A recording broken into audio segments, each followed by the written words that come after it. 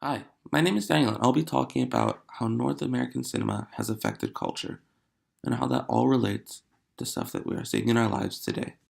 Culture is very important to society as it works to shape society into what it is. So, when we look at culture in the sense of cinema, we see this rich community of people who are passionate about something that reflects the world around them or even transports them to a world far, far away. Today, film can be seen as a medium that is accepted by anyone in some way, shape, or form. There's been a lot of progression in this field alongside technology, allowing a lot to be done. Looking back on how we got to this point is fundamental to understand how culture impacts North American film.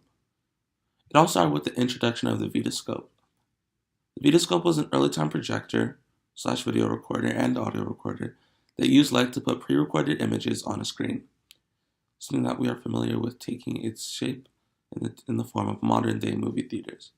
But it's nice to take a look and see how something that happened in the past transitioned all the way to the way that it is now in the future.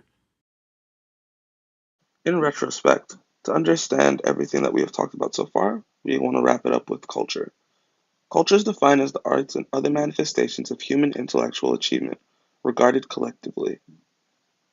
So, looking at cinema and other art forms and taking the definition of culture, we see that cinema stands far above anything else in the terms of human intellectual achievement regarded collectively and like being accepted by a society. An example of this can be seen in TIFF, Toronto International Film Festival, or even like Elmo Goes to School, or it's an adult movie like Inception, and so on and so forth. We see that these movies keep on pushing notions and just giving new ideas to different people, pushing creativity and just letting people have time to use their imagination and drift off to different worlds. So, as we bring this to a close, we see that culture is impacted based off of how people react to different things. If people in a society want something, they'll definitely get it if they push for it. If they don't want something, it'll be cast aside and something will take its place as time moves on. Hi everyone, I'm Tal, and I'll be talking about German film culture. In 1917, during World War I, the German government unified all the film studios present in Germany under the title UFA, or the Universum Film Aktiengesellschaft, a pro-Germany and pro-government film industry. However, following the events of the war, many horrifying images that returned from the war, as well as the concern for Germany's state, happened during a time called the Weiser Period. This lasted from 1918 to roughly 1933. A style of film was spawned from these negative feelings and thoughts called Expressionism. Expressionism is the exaggerated use of mise en scène, or how things are arranged on screen, to reflect the personalities and thoughts of the characters. These types of films would often manipulate lighting and narrative motifs in a distorted reality to express certain messages. One example of Expressionism in film is in Robert Wiene's The Cabinet of Dr. Caligari. This is a popular example of Expressionism, as it has been considered a milestone for creating the horror genre. Featuring painted set designs and crooked structures, this film has a certain darkness that emanates from every scene, making the plot of the somnambulist murder on a slaughter spree that much more terrifying. This film was originally groundbreaking because it came from a small independent film studio outside of Ufa called Dekla. This movie was also one of the first movies to feature a twist ending. I'm not really spoiling anything by saying that, I think. Another example is in F.W. Murnau's 1922 film, Nosferatu. Murnau couldn't obtain the rights to adapting Bram Stoker's Dracula, so he did what any respectable movie director would do, and made it anyways.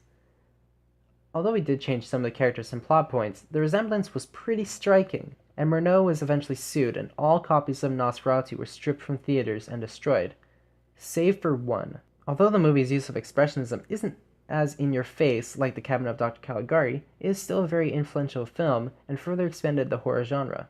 A very notable director of the time period and genre was Fritz Lang. Although he became famous for making several films such as M, his most influential film for Expressionism is Metropolis. In fact, it was so influential and groundbreaking that it inspired the name of a certain superhero's main city of operation.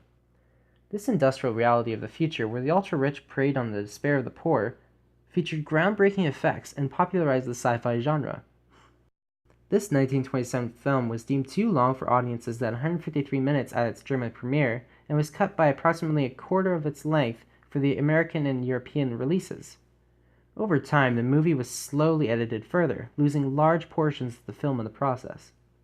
In 2008, a nearly complete but damaged copy of the film was found and, after a long restoration process, was premiered in 2010 labeled the Complete Edition at 147 minutes in length. Another genre of film that became popular in Germany was the costume film. Debuting in the early 20s to compete with Italy's popular pre-World War I dramas, these films, like the name suggests, were dramas where the actors wore costumes. Ernst Lubitsch was coined the master of the costume film genre from his popularity. His witty and sophisticated comedies and musicals were famous at the time, and every project he worked on was said to have been given the Lubitsch Touch. Some of his most famous works of the genre include Passion and The Loves of Pharaoh. During the late 20s, however, the Nazi Party rose to power in Germany, causing many German directors, including Ernst Lubitsch, to flee to Hollywood due to their religious beliefs, bringing with them the expressionist and costume film genres. During the Nazi regime, the film industry evolution in Germany was stunted as the only films produced served as propaganda for the Third Reich.